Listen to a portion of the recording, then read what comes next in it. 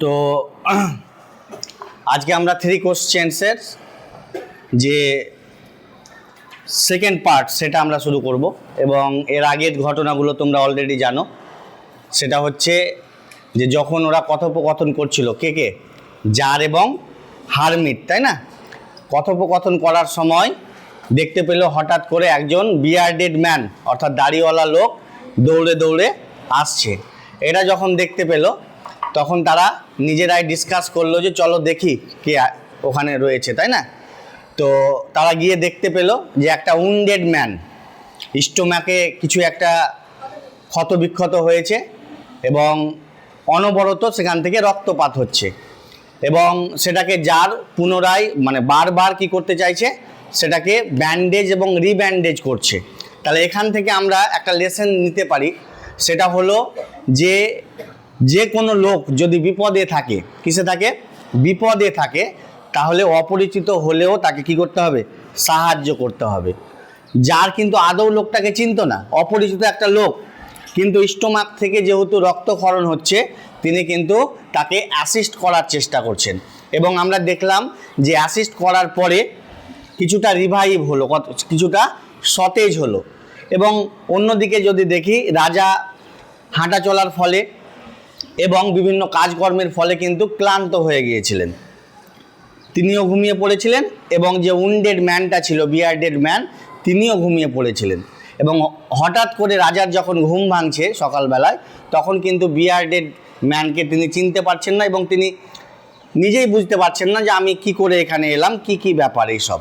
এরপরে কি ঘটনা ঘটছে আমরা দেখব। বইয়ের দিকে একটু তাকাও। এবার প্রথমেই বিয়ার্ডেড ম্যান জারের উদ্দেশ্যে বলছে, ফরগিভ মি, আমাকে ক্ষমা করুন। আমাকে কি করুন? ক্ষমা করুন। Said the bearded man in a weak voice. Weak voice মানে কি? ক্ষীণ স্বর, মানে আওয়াজটা খুব তীক্ষ্ণ নয়। কেন তীক্ষ্ণ নয়? কারণ ও একেই ক্ষত বিক্ষত, তাই না? শরীরের কন্ডিশন খুব একটা ভালো নেই, উচ্চ স্বরে বলার ক্ষমতাটুকুও নেই। ওই জন্য ক্ষীণ ভয়েসে, লো ভয়েসে তিনি বলছেন যে ফরগিভ মি, আমাকে ক্ষমা করুন। কে কাকে বলছেন? বিয়ার্ডেড ম্যান জারকে বলছেন। When he saw that the tsar was awake, এই কথাটা কখন বললেন? যখন তিনি দেখলেন জার অর্থাৎ রাজা জেগে রয়েছেন। And was looking at him, এবং তার দিকে তাকাচ্ছিলেন। অর্থাৎ রাজা জেগে জেগে দেখছে যে বিয়ার্ডেড ম্যান হঠাৎ করে কি ব্যাপার এখানে, ঠিক আছে?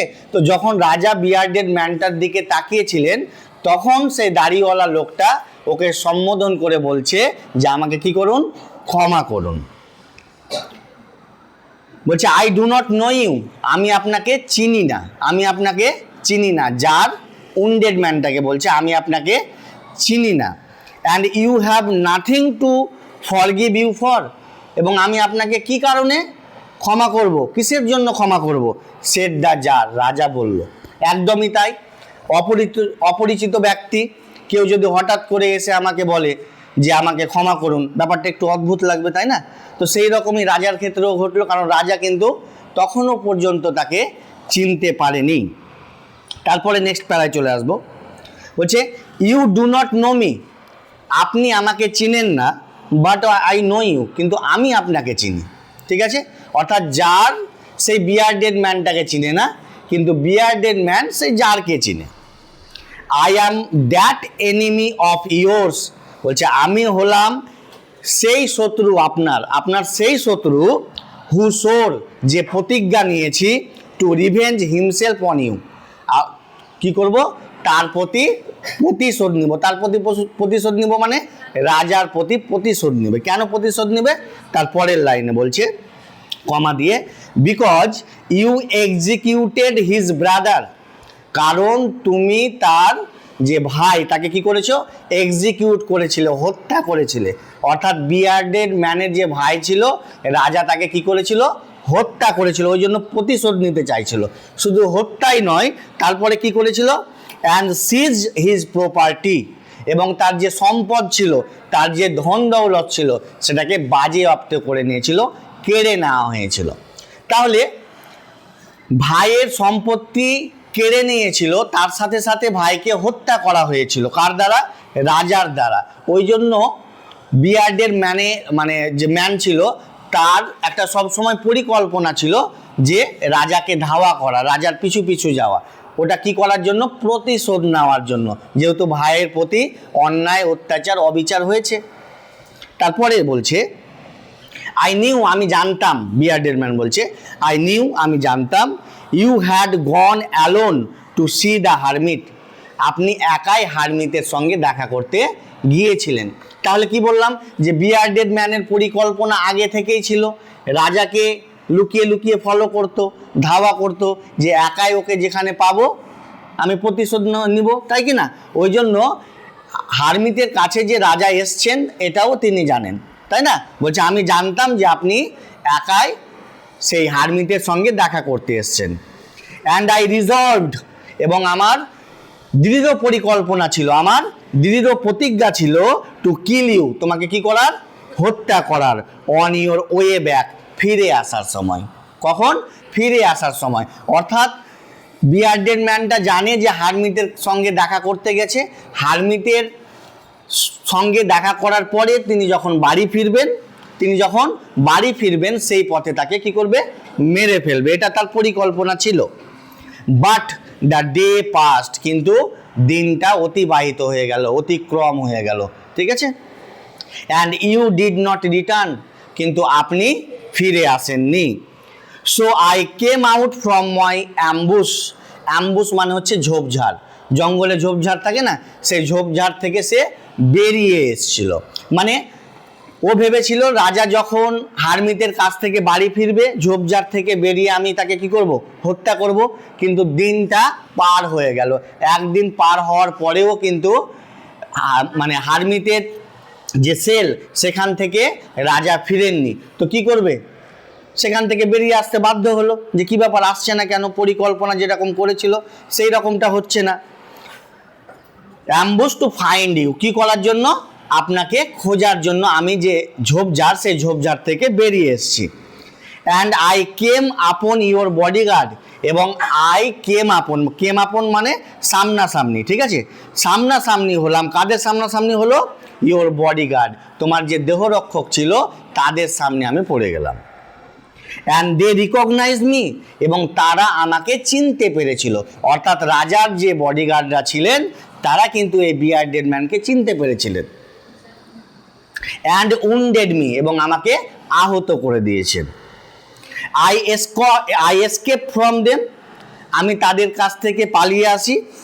But should have blade to death, কিন্তু আমার রক্তক্ষরণ হয়ে মৃত্যু হতে পারত। ব্লেড মানে ব্লিডের সেকেন্ড ফর্ম হচ্ছে ব্লেড, ঠিক আছে? বলছে রক্তক্ষরণ হয়ে কি হতে পারতো? আমার মৃত্যু হতে পারত। Had you not dress my wound, যদি আমি মানে আমার ক্ষত স্থানটা আপনি ড্রেস না করে দিতেন। ড্রেস করে দিতেন মানে পরিষ্কার পরিচ্ছন্ন না করে দিতেন, বারে বারে চেঞ্জ না করে দিতেন, তাহলে হয়তো রক্তক্ষরণের ফলে আমি মারা যেতে পারতাম। I wish to kill you, আমার ইচ্ছা ছিল আপনাকে হত্যা করার। কার হত্যা মানে কাকে হত্যা করার ইচ্ছা ছিল? রাজাকে, তাই তো? And you have save my life, কিন্তু আপনি আমার জীবন রক্ষা করেছেন। তাহলে ঘটনা বুঝে দেখো, একটা লোকের মাথায় পরিকল্পনা থাকছে যে আমি রাজাকে হত্যা করব, যার ব্যাপারে পরিকল্পনা সেই ব্যক্তি আবার তাকে অ্যাসিস্ট করছে, খারাপ জায়গা থেকে ভালো জায়গায় নিয়ে আসছে, তাই না? অসুস্থ জায়গা থেকে সুস্থতার জায়গায় নিয়ে আসছে। সেই মানে ওই জায়গা থেকে বলছে যে আমার ইচ্ছা ছিল আপনি মানে আপনাকে আমি কি করব? হত্যা করব। And you have saved my life, এবং আপনি কি করলেন? আমাকে রক্ষা করলেন, আমার জীবনটা রক্ষা করলেন। নাও, এখন, ইফ আই লাইভ, আমি যদি এখন বেঁচে থাকি, অ্যান্ড ইফ ইউ উইশ ইট, এবং আপনি যদি ইচ্ছা করেন, আই উইল সার্ভ ইউ, আমি আপনাকে সেবা দেব, as your most faithful slave, সব থেকে বিশ্বস্ত চাকর হিসাবে। ঠিক আছে? তাহলে লাইনটা কি বলছে? নাও ইফ আই লাইভ, মানে আমি যদি বেঁচে থাকি, মরেও যেতে পারে, তাই না? তাহলে মরে যেতে পারলে তো আর সেবা করতে পারবে না। বলছে আমি যদি বেঁচে থাকি, আপনি যে আমার জীবন বাঁচালেন, শত্রু হওয়া সত্ত্বেও, তাহলে সারা জীবন আমি কি করব, আপনার আন্ডারে কাজ করব অ্যাজ এ ফেথফুল সার্ভেন্ট, বিশ্বস্ত চাকর হিসাবে। কথা বোঝা গেল? Will bid my sons do the same, বলছে শুধুমাত্র তাই নয়, উইল বিড মাই সন্স, বিড মানে আদেশ করা, আমার ছেলে মেয়েদেরও কি করব, আদেশ করব টু ডু দ্য সেম, মানে একই জিনিস করার। একই জিনিস করার মিন ওকে সেবা করার। আমি যেমন সেবা করব, আমার ছেলে পিলেও আপনাকে একই রকমভাবে বিশ্বস্ত হয়ে সেবা করবে, এটা বলতে চাইছেন। ফরগিভ মি, আমাকে ক্ষমা করে দেন। ঠিক আছে, নেক্সট প্যারা চলে এসো। The tsar was very glad to have made peace with his enemy so easily. তাহলে জার কি হয়ে গেল, খুবই আনন্দিত হয়ে গেল, গ্ল্যাড হয়ে গেল। কেন আনন্দিত হলো? টু হ্যাভ মেড পিস, শান্তি স্থাপনের জন্য, একটা শান্তি স্থাপন হয়ে গেল। যার সঙ্গে শত্রুতা ছিল তার সঙ্গে বন্ধুত্বের একটা কি বলবো, বন্ধুত্বের সঙ্গে এগিয়ে যাচ্ছে। তো to have made peace with his enemy so easily, তার শত্রুর সঙ্গে খুব সহজেই বন্ধুত্ব স্থাপনের জন্য তিনি কি হয়ে গেলেন, আনন্দিত হয়ে গেলেন। কারণ শত্রুদের সঙ্গে বন্ধুত্ব স্থাপন করা চারটিখানি ব্যাপার নয়, খুব সহজ কাজ নয়, কিন্তু সহজেই বন্ধুত্ব স্থাপন হয়ে গেল, ওই জন্য রাজা আনন্দিত হলেন। And to have gained him for a friend, এবং তাকে অর্জন করলেন বা তাকে পেলেন কি হিসাবে, বন্ধু হিসাবে পেলেন। And he not only forgive him, সে শুধুমাত্র তাকে ক্ষমাই করে দিল না, অর্থাৎ রাজা বিয়ার্ডেড ম্যানটাকে শুধু ক্ষমাই করে দিল না, আর কি করলো দেখো, but said he would send his servant, সে পাঠাবে চাকর বাকর তার কাছে, মানে বিয়ার্ডেড ম্যানটার কাছে, অ্যান্ড হিজ ওন ফিজিশিয়ান, এবং তার নিজস্ব চিকিৎসক পাঠাবেন, ডাক্তার পাঠাবেন, কার কাছে, বিয়ার্ডেড ম্যানের কাছে, টু অ্যাটেন্ড হিম, তাকে দেখাশোনা করার জন্য। তাহলে ব্যাপারটা বুঝতে পারছো, এতদিন পর্যন্ত শত্রুতা ছিল, কিন্তু এমন একটা ঘটনা ঘটলো যেখানে বন্ধুত্ব স্থাপন করতে তারা বাধ্য হলো।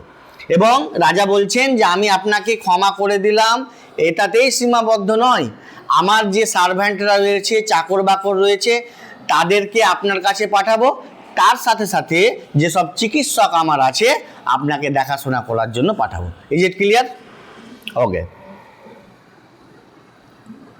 But and promise to restore his property, এবং প্রমিস করলো এবং কথা দিল টু রেস্টোর হিজ প্রপার্টি, অর্থাৎ তার যে সম্পদগুলো ছিল সেগুলোকে কি করবে, পুনরায় ফিরিয়ে দেবে, তাই না, পুনরুদ্ধার করে দেবে, অর্থাৎ বাজেয়াপ্ত করে নিয়েছিল। তো বলছে এত কিছু করার পরেও যেসব সম্পদ বাজেয়াপ্ত করা হয়েছিল সেগুলো আবার বিয়ার্ডেড ম্যানটাকে ফিরিয়ে দেবে।